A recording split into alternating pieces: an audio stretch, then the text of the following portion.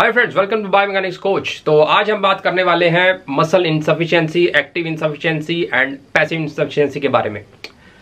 काफ़ी क्वेश्चंस और काफ़ी क्वेरीज आ रही थी और काफ़ी कंफ्यूजिंग टॉपिक है, तो इसलिए मैं बहुत ही आसान तरीके से इसमें आपको बताने वाला हूं। अगर आप नए चैनल पे तो प्लीज़ सब्सक्राइब कर लें। और now will start muscle insufficiency. So सबसे पहले मैं आपको डिफाइन कर रहा हूँ, बताने वाला हूँ मसल इनसफिशिएंसी क्या है।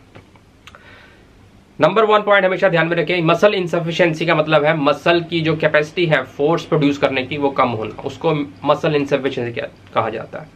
मतलब कि मसल पूरी तरह से परफॉर्म नहीं, मसल का क्या काम है? फोर्स प्रोड्यूस करना।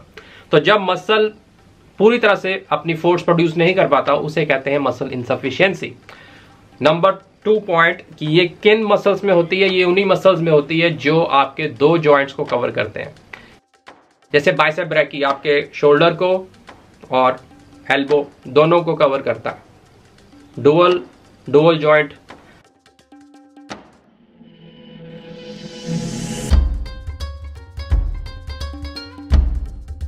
उसी तरह आपका क्वाड्रिसेप्स में जो आपके नी और हिप जॉइंट को कवर करता है, rectus femoris, that is your dual joint.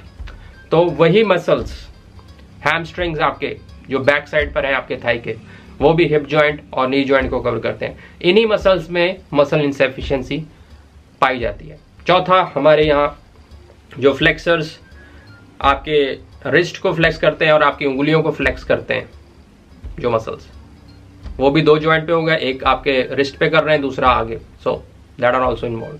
तो जो भी डुअल जॉइंट मसल है उसमें मसल इनसफिशिएंसी पाई जाती है। अब दो तरह की हैं, active insufficiency and passive insufficiency.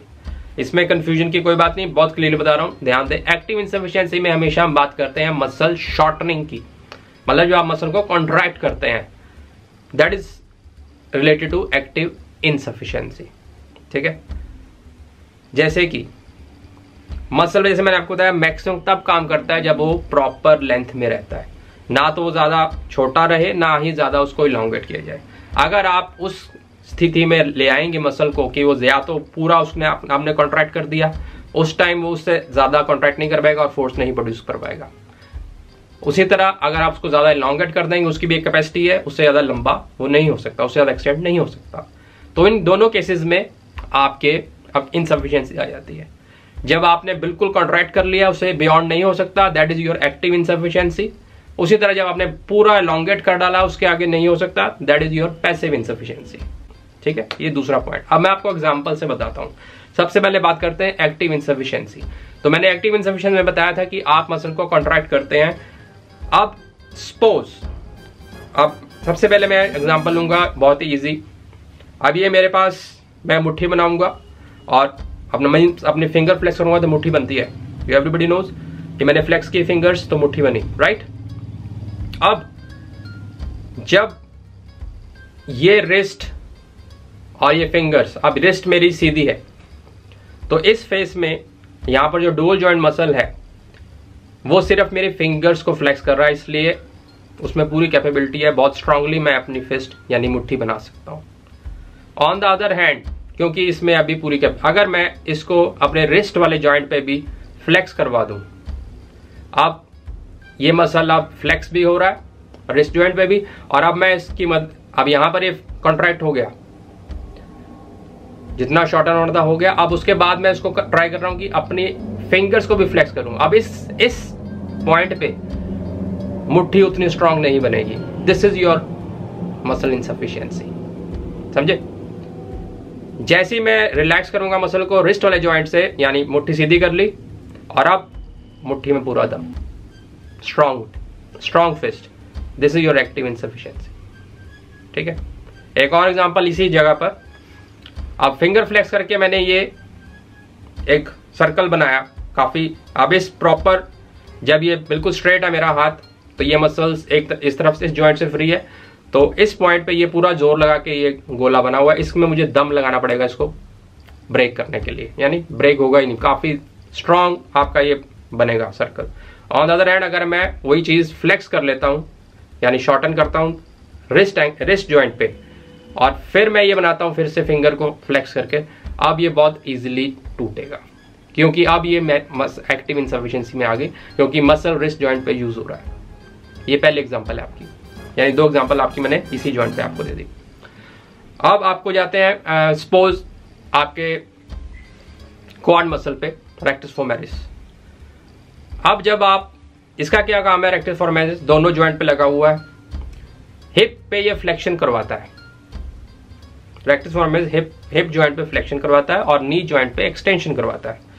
जब आपने extension at the knee joint कर रही हुई है, मीन्स आप खड़े हो गए। आप जैसे ही आप खड़े होंगे आपके नी एक्सटेंड होंगे, ठीक है, तो दैट मीन्स रेक्टस फोर्मेरिस वहां पर कॉन्ट्रैक्ट हो गया जब आप खड़े हुए।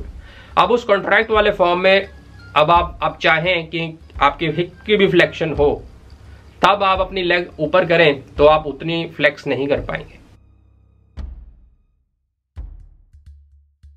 ऑन द अदर हैंड, अगर आप नी जॉइंट से उसको रिलैक्स करवा दें, मतलब आप अपना गोडा मोड़ लें, फ्लेक्स कर लें, तो उस जगह से जो कॉन्ट्रैक्शन कर रहा था नी जॉइंट रेक्टस फोर्मेरिस की, वहां से वो रिलीज हो जाएगा। नाउ गोडा मोड़ने से क्या होगा, अब आप अपने लेग को पूरा अपने एब्डोमेन तक इतनी ज्यादा फ्लेक्शन कर पाएंगे। सो जब आप दोनों चीजें कर रहे हैं, यानी आपने नी एक्सटेंड कर लिया, तो उस नी जॉइंट पे आपका रेक्टस फोर्मेरिस ऑलरेडी कॉन्ट्रैक्टेड है, उसके बाद आपने उसको फ्लेक्स किया, तब आप एक्टिव इनसफिशिएंसी कर रहे हैं रेक्टस फोर्मेरिस की, right. Hope it is clear. Now I will talk about passive. अब जैसे मैंने बताया, एक्टिव में हम शॉर्टनिंग की बात करते हैं और पैसिव में लेंथनिंग की बात करते हैं। अब मैं फिर से यहीं पर आता हूं। अब जैसे अगर मैंने बनाया था, अगर ये स्ट्रेट है मेरे रिस्ट, उस पर फ्लेक्शन नहीं हो रही है एंड ये स्ट्रांग बना हुआ है, अब मैं इसको एक्सटेंड कर लूं, यानी मैंने ऐसे एक्सटेंड कर दिया बियॉन्ड रिस्ट पे भी, लंबा कर दिया, अब फिर से ये कमजोर हो गया क्योंकि रिस्ट पे अब ये लेंथन हो गया है, यानी इसको मैंने लॉन्गेट कर दिया मसल को, और अब मैं इसको जब मैं तोड़ूंगा तो बहुत इजीली टूट जाएगा। अब जब अपने पैसिव बतानी है हैमस्ट्रिंग के ऊपर, अब सपोज ये जो आपको फोटो दिखा रहा हूं, इसमें आप गौर करें, जब आप इस तरह से टोज को टच करने की कोशिश करेंगे तो बहुत मुश्किल होती है आपको। That is your passive insufficiency, क्योंकि ऑलरेडी आपके हैमस्ट्रिंग्स जो हैं, एक तो आपने पीछे से अपने आप को फ्लेक्स करके एक्सटेंड कर लिए, ऑलरेडी आपके नीज जॉइंट के ऊपर वो एक्सटेंडेड है, उसके बाद आप फ्लेक्स करके बिल्कुल टच करना जा रहे हैं टोज को, तो काफी डिफिकल्टी होती है, काफी कम फोर्स प्रोड्यूस होगी। ऑन द अदर हैंड, अगर हल्का सा अपना नी को मोड़ दें, तो नी को मोड़ेंगे तो मतलब वहां से एक्सटेंशन का काम खत्म है हैमस्ट्रिंग्स का, और तब आप देखें कितनी पावर आती है इसमें, बहुत आसानी से आप नीचे हो जाएंगे।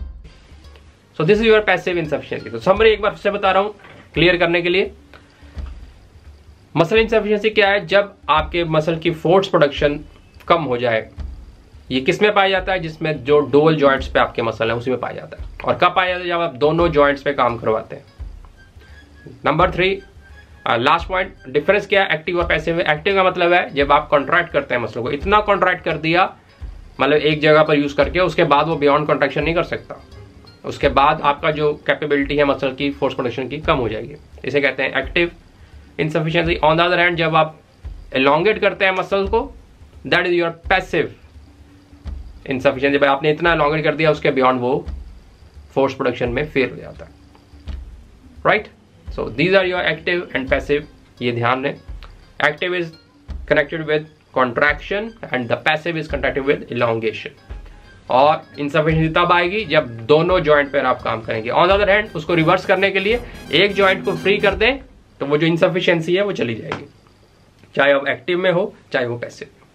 होप आपको पसंद आया होगा वीडियो, समझ आ गया होगा, यहां तक दिली तो लाइक कर दें एंड प्लीज कमेंट अगर आपको कुछ समझ नहीं आया तो, definitely I will tell you how what it is. Thank you. और कल हमारा लाइव सेशन है ऑन सैटरडेज हिप जॉइंट के ऊपर, यू कैन कम।